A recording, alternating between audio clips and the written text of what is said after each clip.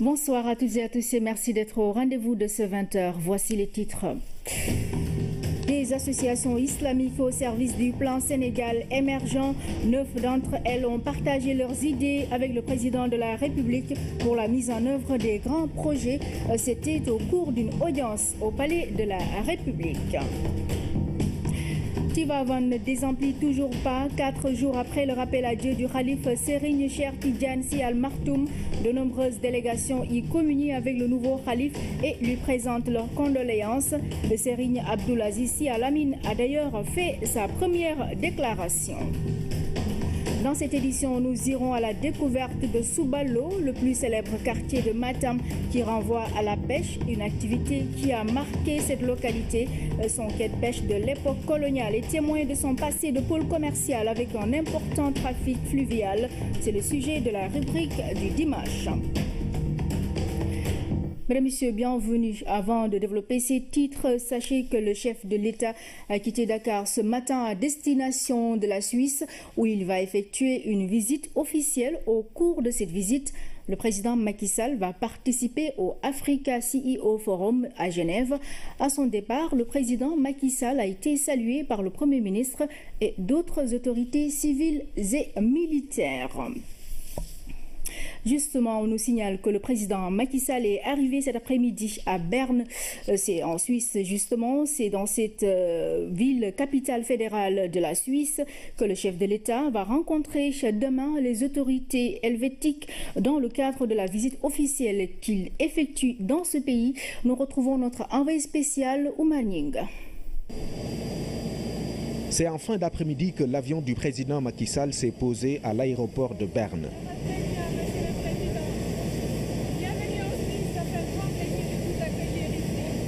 Le chef de l'État et la première dame sont accueillis par les autorités locales, accompagnés de quelques membres du gouvernement qui ont fait le déplacement.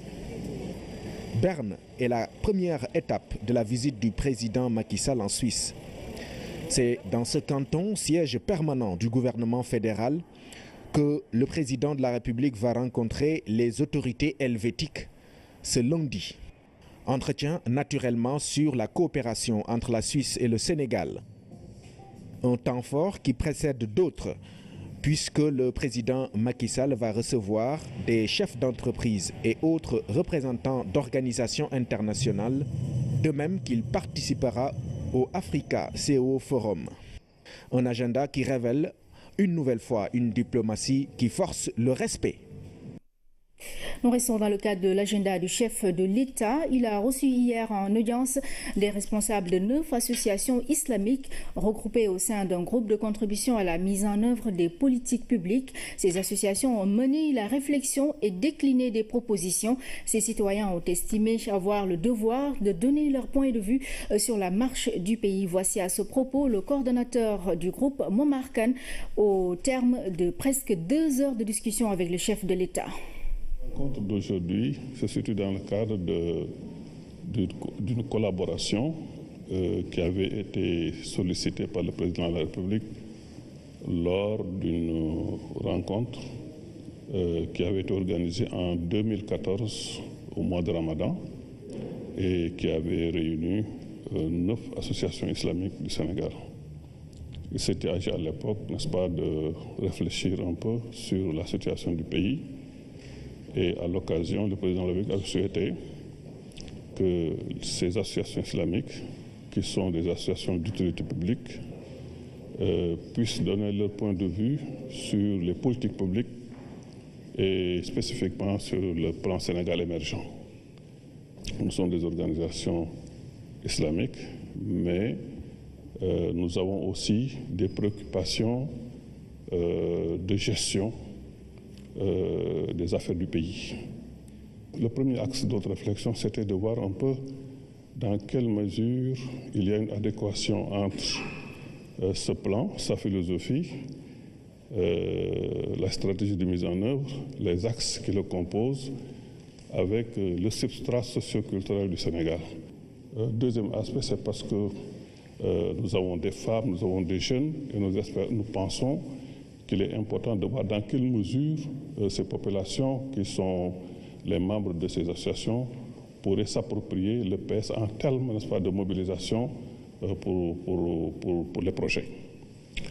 Le troisième aspect, c'est enfin, pour nous, en tant que... C'est vraiment une attitude citoyenne que de réfléchir sur toutes les questions du pays. Et donc d'en parler au président de la République, de lui dire ce que nous pensons du pays sur toutes les questions qui agitent les Sénégalais, de lui dire notre opinion. Je le disais également en titre que c'est toujours l'affluence à Tivaouane suite au rappel à Dieu du khalife Serigne Cheikh Ahmed Tidiane Sy Al Maktoum. Des délégations viennent de toutes parts pour partager la douleur et présenter leurs condoléances à la famille.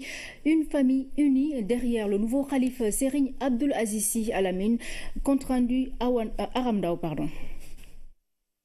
À perte immense, condoléances infinies. Même au 4e jour du rappel à Dieu de Serigne Cheikh Tidiane Sy Al Maktoum, Tivaouane ne désemplit pas. Ces délégations qui continuent d'affluer, elles sont cosmopolites. Nous sommes venus avec la délégation de Nioro Drip présenter nos condoléances au nouveau khalife général de Tidjane, Serigne Abdoul Aziz Al Amine, qui est un petit-fils de Maba Diakhou et de Mamoundari.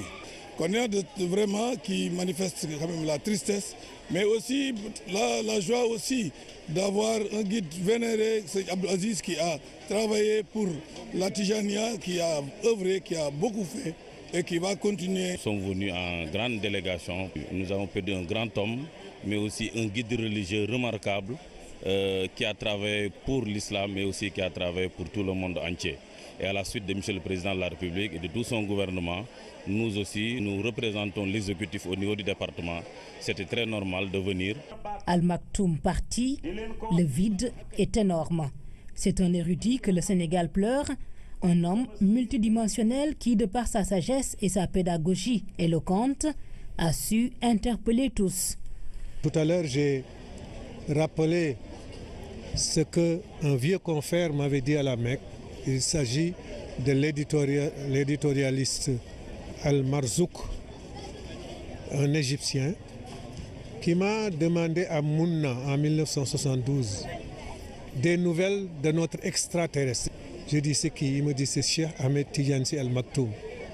Alors comme ça, quelle générosité, quel raffinement, quelle culture, quelle délicatesse dans la pensée, quelle délicatesse dans le geste. La Oumma islamique tout entière qui a perdu un grand homme, c'est Cheikh Ahmed Tidiane Sy Al Maktoum. Nous profitons de l'occasion pour apporter également toutes nos condoléances au nom de l'ensemble des élus du Sénégal au nouveau khalife général, c'est Abdoul Aziz Al Amine. Dans cette épreuve commune, l'État tient à être toujours présent.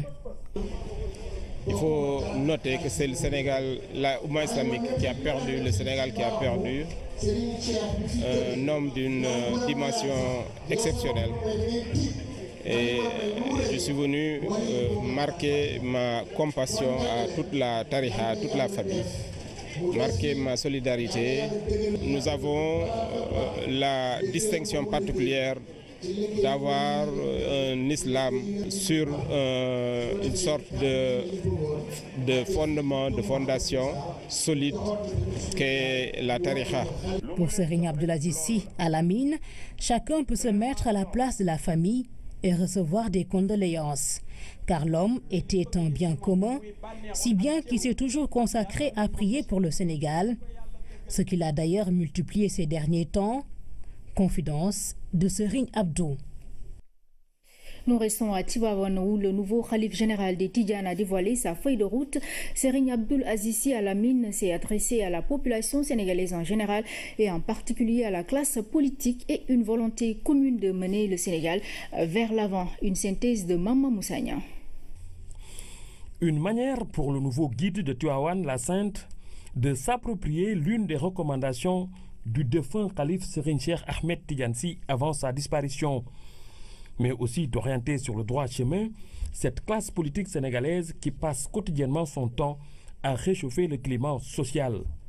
Pour éviter les dérives, souligne-t-il, un dialogue permanent entre les acteurs politiques doit être de rigueur. Sinon, cela pourrait mener le pays à une situation désastreuse, ce que nous ne souhaitons pas, a-t-il martelé. Le khalife général des Tidjanes a rappelé la nécessité de maintenir la cohésion sociale, comme l'a toujours souhaité Serigne Cheikh Ahmed Tidiane Sy. Un exemple pour le Sénégal, car il a toujours appelé à l'unité et s'est toujours battu pour le développement du pays. Serigne Abdoul Aziz Sy Al Amin, qui s'exprimait en présence de leaders politiques de l'opposition et du pouvoir, a insisté sur l'urgence d'une solidarité agissante pour le bonheur de tous. Le retour aux sources, la méchanceté, la cohabitation politique, entre autres sujets, ont été évoqués par le nouveau khalife. Pour lui, les idées peuvent diverger, mais cela ne peut empêcher une saine collaboration. Du respect pour le président de la République, a demandé le guide religieux. Élu par la volonté divine, nous lui devons beaucoup de respect. Cela ne veut pas dire que les autres hommes politiques ne sont pas de la famille, s'est empressé de préciser Al-Amin. Vous êtes tous de la famille, a-t-il indiqué à l'assistance. Un discours bien reçu, du reste, par la classe politique, fortement représentée sur les lieux. C'était également en présence de toute la famille de Maodo Malick Sy. Tout autre chose à présent, il n'y a pas de fonds politiques dans les collectivités locales. Éclairage de Seydou Diouf, expert en décentralisation et ancien député, essaie d'exprimer à l'émission Point de vue. Extrait.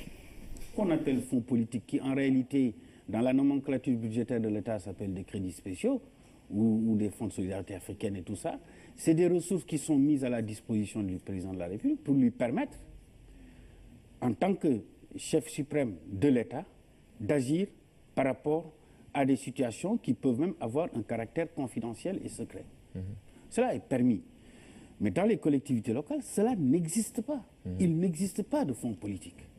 Les lignes budgétaires des collectivités locales, la nomenclature budgétaire des collectivités locales est une nomenclature qui s'applique à l'ensemble des collectivités locales. Et quand bien même Dakar est capitale du Sénégal, Dakar, du point de vue juridique, n'a pas de statut spécial dérogatoire du droit commun qui régit le fonctionnement normal des collectivités locales. Cela n'existe pas.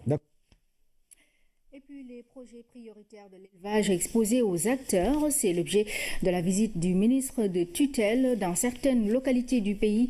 Après celle du Nord, les régions du centre ont reçu Aminata Mbengue Ndiaye. C'est un compte-rendu de Yorosar.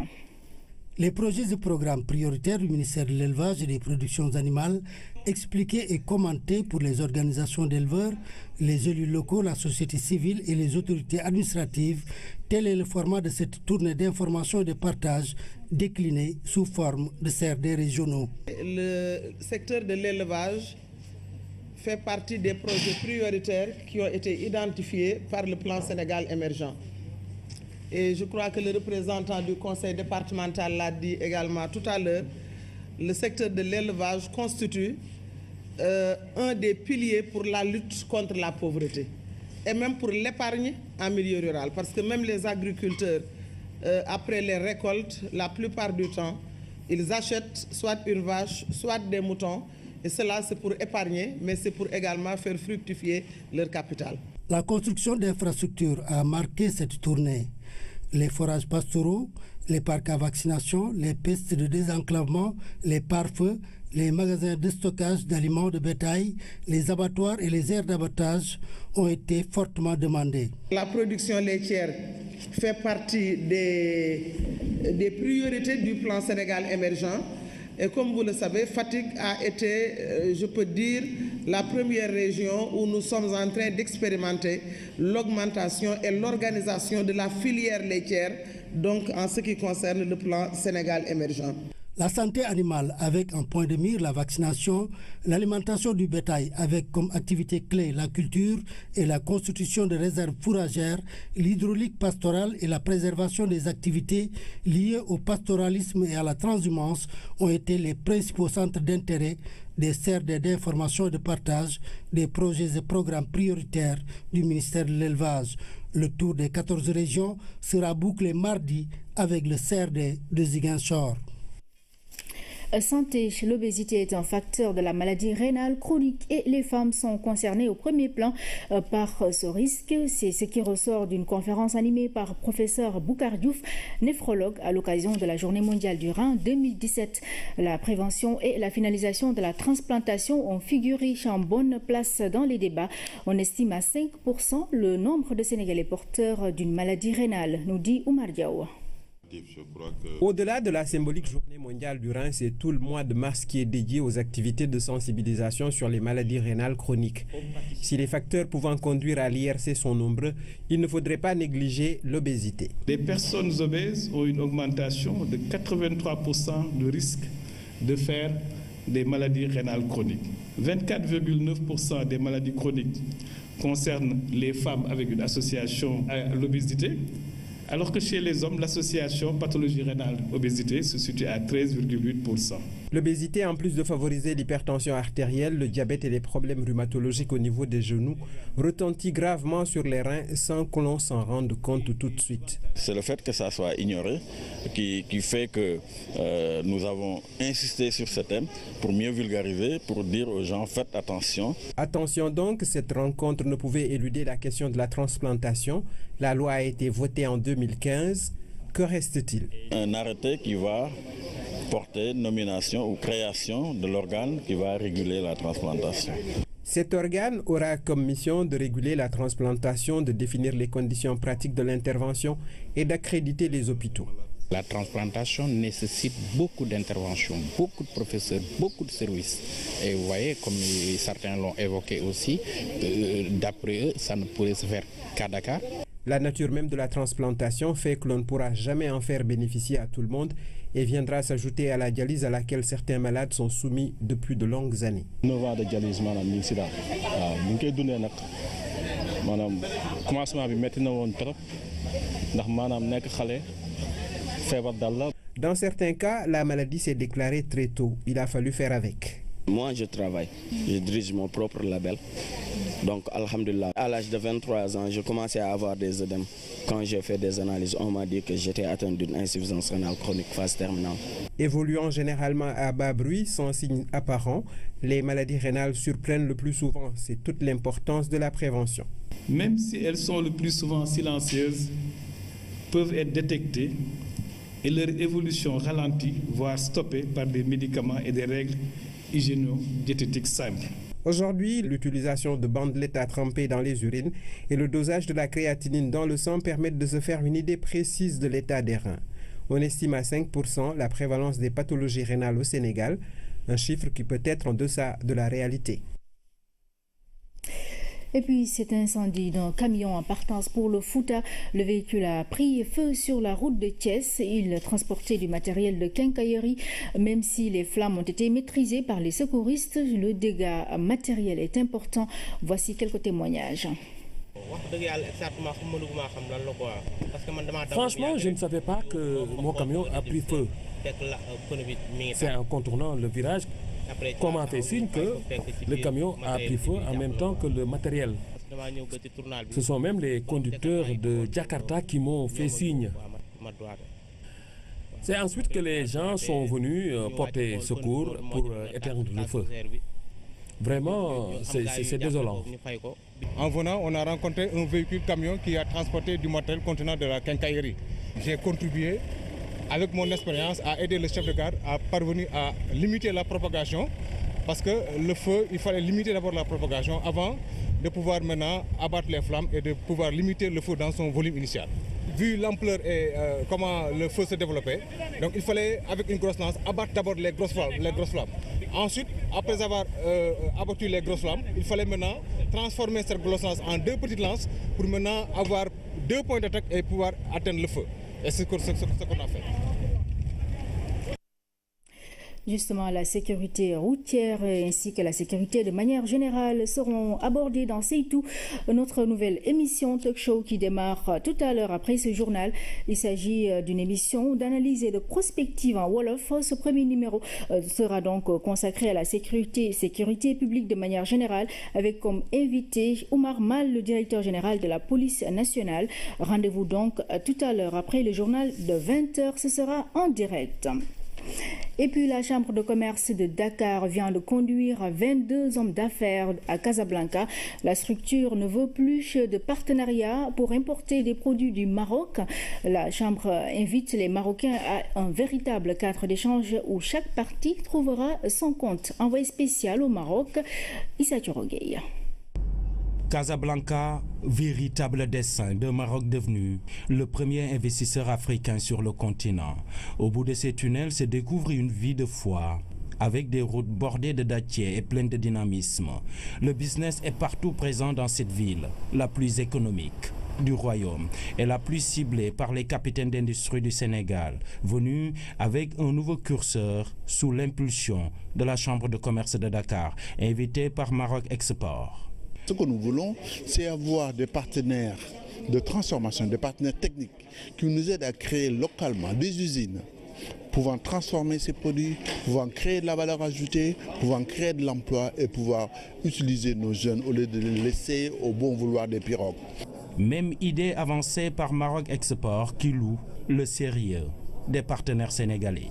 Nous, en tant que Maroc Export, on essaie de renforcer les contacts et les relations, les mises en relation entre opérateurs marocains et opérateurs sénégalais pour identifier les complémentarités et voir quels sont les domaines qu'on peut encourager pour développer les échanges commerciaux, mais aussi développer le partenariat qui est un vecteur pour une croissance durable.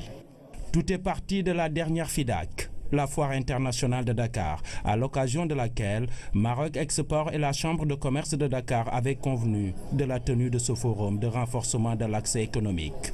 Dakar-Casablanca, l'occasion pour la Chambre de commerce de Dakar d'appeler à aller beaucoup plus loin avec la tenue d'un grand forum sud-sud.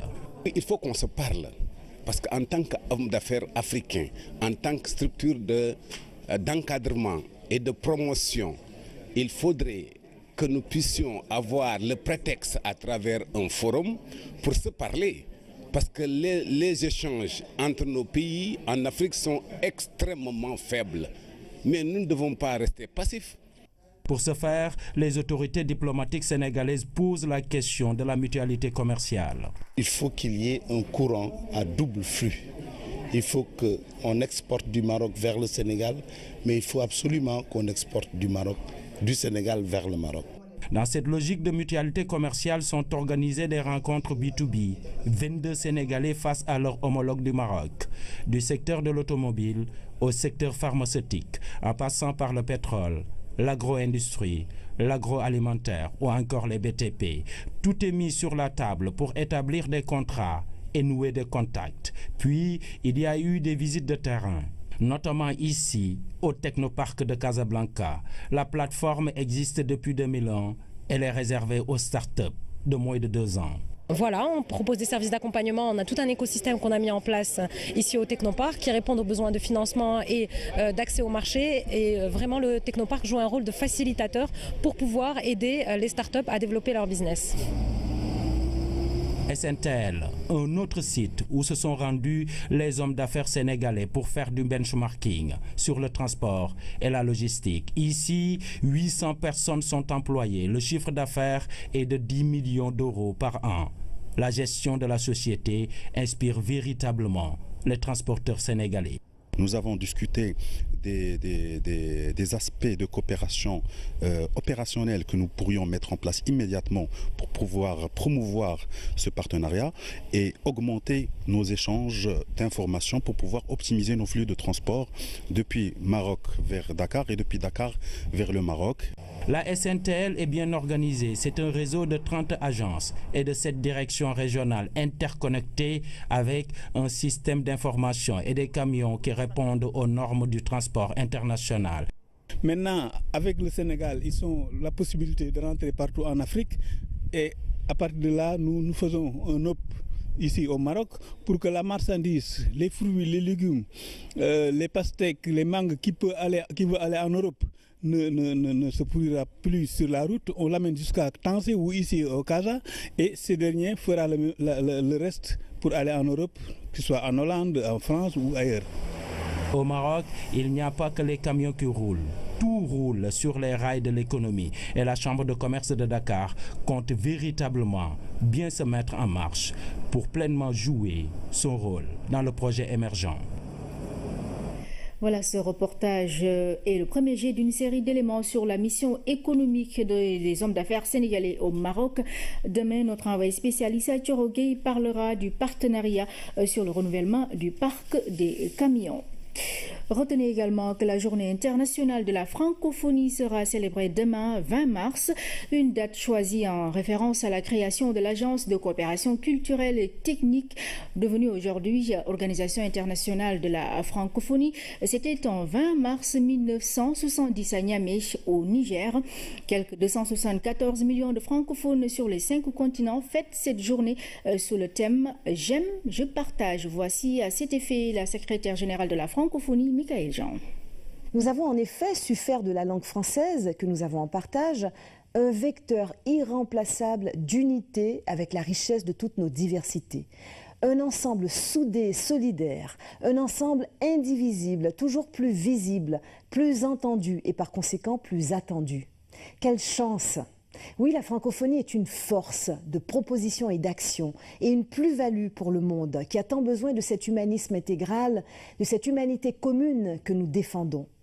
Dans la francophonie, nous faisons résolument le choix de la rencontre, de la découverte, de la compréhension mutuelle, d'interrelations solidaires et stratégiques au service de l'action et des valeurs universelles qui nous fédèrent. Nous préférons ne pas être des dépositaires isolés, mais des passeurs interconnectés de nos traits de civilisation, de nos savoirs et de nos savoir-faire, de nos combats pour les droits et les libertés, de nos initiatives citoyennes, de nos réussites économiques et écologiques, de nos expériences et de nos solutions. Nous savons, face aux menaces, aux défis et aux urgences du moment, que c'est collectivement qu'il faut répondre pour faire advenir un monde plus équitable, plus harmonieux, plus stable. Plaçons cette journée internationale de la francophonie sous le signe du partage. Partage de ce que l'on aime, de ce que l'on est, de ce que l'on fait, de ce qui nourrit nos convictions et nos engagements. Au Sénégal, cette journée internationale de la francophonie sera marquée par le lancement officiel ce lundi à Doutasek de la quinzaine nationale de la francophonie. Et puis dans l'actualité internationale, le pape François attendu en Égypte, Donald Trump s'attaque à l'Allemagne et à la Grande-Bretagne, la mort de Chuck Berry. Nous démarrons par cette nouvelle attaque de Boko Haram au Nigeria. Cher Traoré pour le récit. Boko Haram frappe encore au Nigeria. La secte islamiste a commis un nouvel attentat samedi soir dans une localité proche de Maiduguri. 3 kamikazes, un homme et 2 femmes ont fait sauter leur charge explosive, tuant 4 personnes. Selon la police, c'est quand un membre d'une milice pro-gouvernementale a tenté d'interroger les kamikazes qu'ils ont fait sauter leurs explosifs.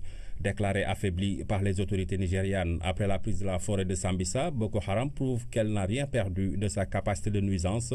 Depuis le début de l'année, 15 attaques ont été recensées dans l'état de Borno.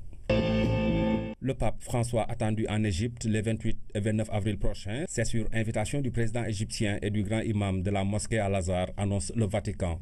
Cette visite intervient après celle effectuée en mai 2016 au Vatican par Cheikh Ahmed Al-Tayeb, grand imam d'Al-Azhar, une rencontre entre les deux guides religieux qualifiés d'historiques. Le programme de visite du pape François est pour le moment gardé secret. Donald Trump dégaine encore. Le président américain fait de nouvelles accusations. Dans sa ligne de mire, l'Allemagne et la Grande-Bretagne, 2 des principaux alliés des États-Unis. Berlin est accusé d'être un mauvais payeur pour la défense très puissante et très coûteuse que les États-Unis fournissent à l'Allemagne. Selon Trump, Londres est pour sa part accusé de l'avoir espionné pour le compte d'Obama pendant la campagne électorale. Des propos qualifiés de ridicules par la Grande-Bretagne. Une légende du rock'n'roll s'éteint. Chuck Berry est décédé samedi à l'âge de 90 ans. Charles Edward Anderson Berry Sr., de son vrai nom, avait été trouvé inanimé par les secouristes à son domicile près de Saint-Louis, dans le Missouri. Les causes du décès n'ont pas été communiquées. Le guitariste et chanteur américain est l'un des pères fondateurs du rock'n'roll. Chuck Berry laisse une œuvre immense. Sa musique a influencé plusieurs générations de musiciens. Maybelline, Roll Over Beethoven et Johnny B. Good sont des tubes à succès de celui qu'on a surnommé Crazy Legs. Voilà le monde de la musique en deuil. Retour au Sénégal pour parler donc au chapitre religion. Le pèlerinage marial de Temento à Sédhiou a vécu d'intenses moments de ferveur vécus par des centaines de fidèles venus de partout. La 29e édition a été placée sous le thème « Comme Marie, faisons de nos familles un sanctuaire de prière et de communion ». Moussa Mané revient ici sur les temps forts.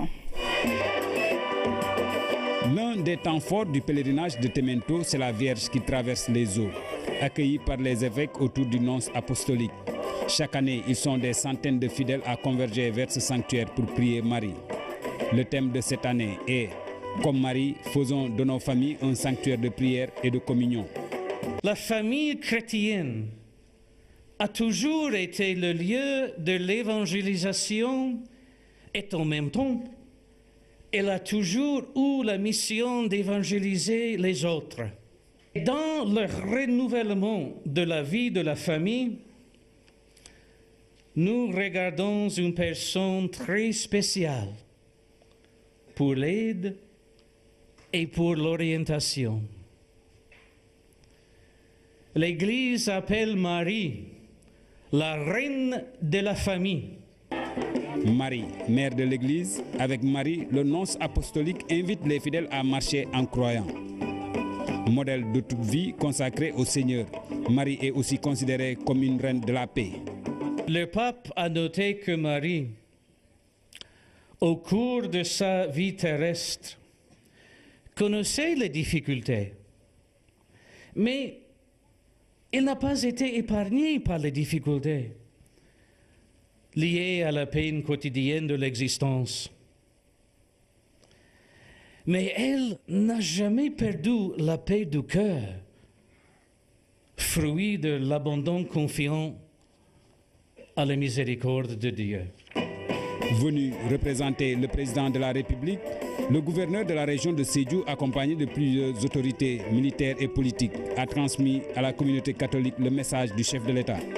Le message du chef de l'État, c'est un message de paix, un message d'estime également à l'endroit des chefs religieux, parce que vous savez que le temporel et le spirituel, ce sont deux piliers fondamentaux de notre stabilité nationale, de notre cohésion sociale, et nous devons à chaque fois montrer la présence de l'État lors de ces événements pour rappeler l'estime et la considération que l'État porte aux chefs religieux. D'année en année, le sanctuaire marial de Temento attire des fidèles venus de toute la Casamance, mais aussi de la Gambie et de la Guinée-Bissau. C'est dans ce cadre que les autorités religieuses ont exprimé le souhait de voir ce sanctuaire bénéficier du programme spécial de réhabilitation des cités religieuses. Perspective de jumelage entre le Hara national de Kébémer et celui de Kéné en France, une retombée majeure de la visite de partenariat que vient d'effectuer Christiane Ried-Marek, la présidente des syndicats de chevaux de course qui vient d'effectuer une tournée chez de travail dans notre pays, a posé les premiers jalons de cette dynamique d'échange. Nous retrouvons Yorosar. Dans le cadre de la diversification de ses activités et partenaires, le Hara national a reçu récemment Mme Christiane Ried-Marek, présidente des syndicats des propriétaires et entraîneurs de chevaux de course. L'hôte du Hara national est membre du conseil d'administration de France Gallo, propriétaire du PMU français. Mme Marek est aussi propriétaire du Hara du Kéné, dont le palmarès est riche, entre autres, de la plus prestigieuse compétition hippique de l'Hexagone.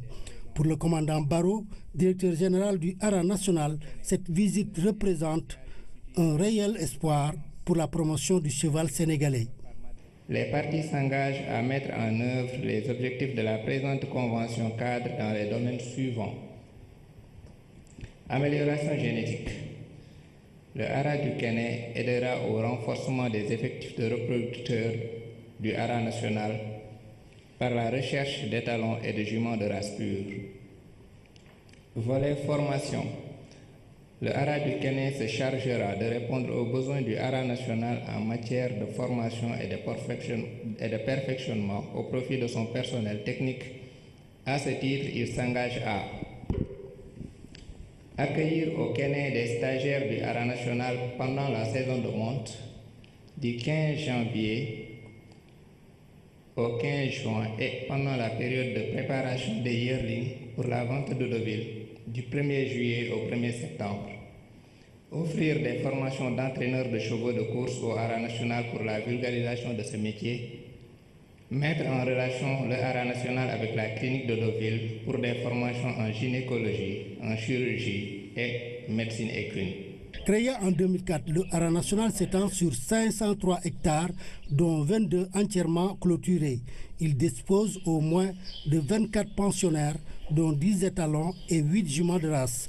Pour aller de l'avant, le Hara national doit relever les défis de la diversification des activités et du renforcement de son positionnement en tant que centre de référence et d'excellence pour les chevaux en Afrique. Je suis ravie d'être là aujourd'hui et de signer ce partenariat avec vous entre le Hara du Kéné et le Hara national du Sénégal. Je pense que nous allons pouvoir vous aider et votre expertise et la nôtre fera que nos deux pays vont se rejoindre sur les chevaux et c'est très important à ma vue. En plus de ces activités d'insémination artificielle pour l'amélioration génétique du cheval sénégalais, le Hara national offre une pension de reproduction pour les éleveurs de chevaux, les soins cliniques pour le bien-être du cheval, un cadre de recherche et de formation pour les universitaires et les étudiants, une formation en équitation, en plus de l'écotourisme pour les visites, randonnées et excursions. Mais l'Hara de Kébémer, c'est aussi et surtout un centre d'appui et de conseil pour la promotion chevaline à l'échelle nationale. Notamment les courses hippiques. Après donc les courses hippiques, parlons de la balle orange. Le Sénégal battu par le Mali 82-37. Deuxième défaite des Lions dans ce tournoi éliminatoire. Aller de l'afro-basket masculin Congo-Brazzaville 2017. Les temps forts avec Thierno Diallo. Première période de ce Mali-Sénégal, les Lions ont manqué d'automatisme. Des pertes de balles faciles, des Lions agacés face à des aigles engagés. Solide en défense, le Mali domine dans le jeu au score 17-10 au premier quart-temps. Les Lions sont restés plus de 5 minutes sans marquer le moindre panier au deuxième quart-temps. À la pause, le Mali mène 34-21, soit 13 points d'écart. L'écart se creuse au troisième quart-temps. Les Maliens portés par Ibrahim Djambo enchaînent les paniers. Les Sénégalais font dans une maladresse chronique. 31 points de différence entre le Mali et le Sénégal. Au quatrième et dernier quart-temps, les aigles du Mali étouffent les Lions. Le Sénégal déjoue complètement cette partie. Les Lions s'inclinent 82-37, soit 45 points d'écart. Une défaite aux allures d'humiliation en attendant la phase retour de ces éliminatoires de l'Afrobasket 2017 prévue à Dakar du 24 au 26 mars. En basket, toujours tournoi international des anciennes gloires du basket féminin. Les anciennes Lyon ont remporté la finale. Elles ont battu l'équipe des anciennes basketteuses de Côte d'Ivoire par 35-13. Un tournoi qui a vu la participation de 4 pays. La Côte d'Ivoire, le Bénin, la Mauritanie et le Sénégal. Donc, la finale s'est jouée ce samedi chez les temps forts avec Koumba Diakhatemar. Elles ont renfilé le maillot après avoir décroché il y a longtemps pour une finale Sénégal-Côte d'Ivoire version ancienne gloire, même si la vitesse de jeu est au ralenti avec l'embonpoint sous le maillot. Les anciennes ont montré qu'elles ont de beaux restes. Vous trouvez? Mais écoutez, on essaie, hein? C'est en essayant avec la manière qu'elles ont réussi l'exploit de remporter ce trophée grâce à leur victoire 35-13 sur les Ivoiriennes. Match formidable. Comme on a gagné, en fait, c'est bien. J'avais promis aujourd'hui que j'allais remettre mes 3 points comme d'habitude. Et c'est fait. J'ai marqué 3 paniers à 3 points. Vous êtes satisfaite? Non, c'est peu. Je pouvais mettre encore beaucoup plus de paniers. Il n'y a pas un mois qu'on a commencé à s'entraîner 2 à 3 fois par semaine. Et d'habitude, on dit les champions d'Afrique, et nous sommes les champions d'Afrique. Il fallait qu'on le remonte ce soir. L'adresse des Sénégalaises a été portée par Koumba Sissé, comme si elle était sur ses jambes de 20 ans. Elle a été désignée meilleure marqueuse. On sent qu'il y a du talent, il y a du basket, il y a une culture basket qui est là. Et donc, ce talent, il est à magnifier.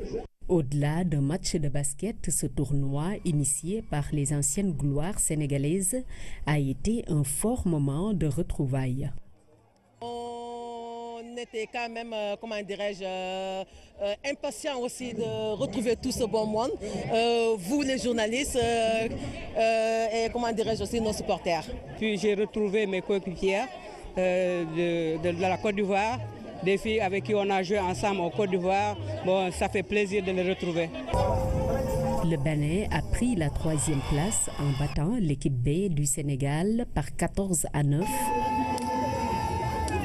En messieurs, les vétérans du Sénégal ont battu les Mauritaniens, score 35-23.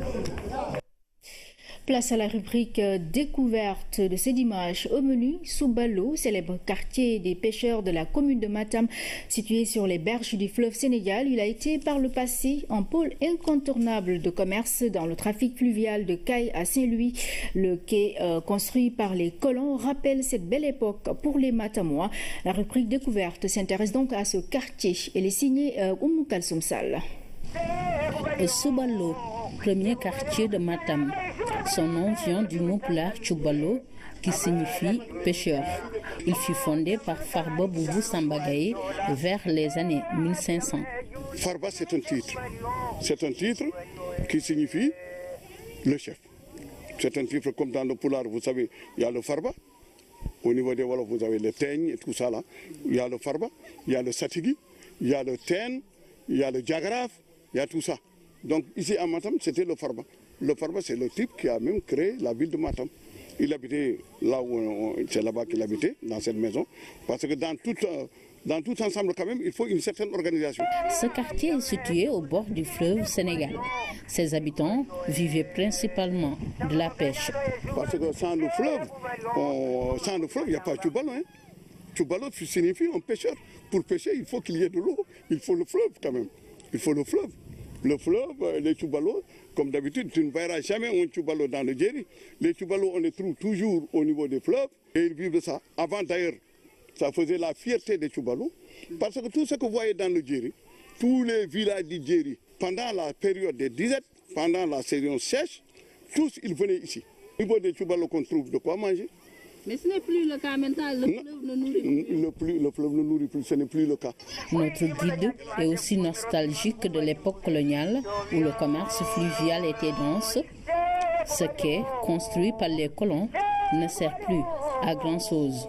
Et tout le commerce colonial se faisait le long de la vallée. Et on desservait même les villes comme Matam, Bakel, Podor et autres par voie fluviale. Il y avait des bateaux.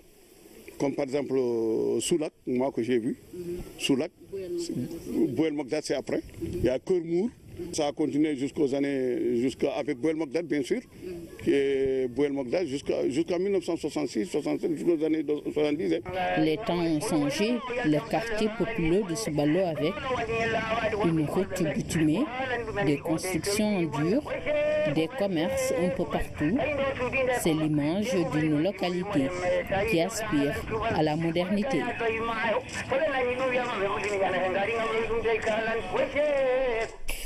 Voilà pour la rubrique découverte qui revient dimanche prochain.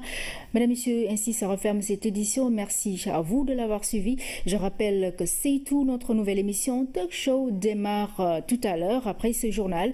Il s'agit d'une émission d'analyse et de prospective en Wolof. Ce premier numéro sera consacré à la sécurité publique avec comme invité Oumar Mal, le directeur général de la police nationale. Rendez-vous donc tout à l'heure après ce journal. Ce sera en direct. Voilà, très bonne suite de nos programmes.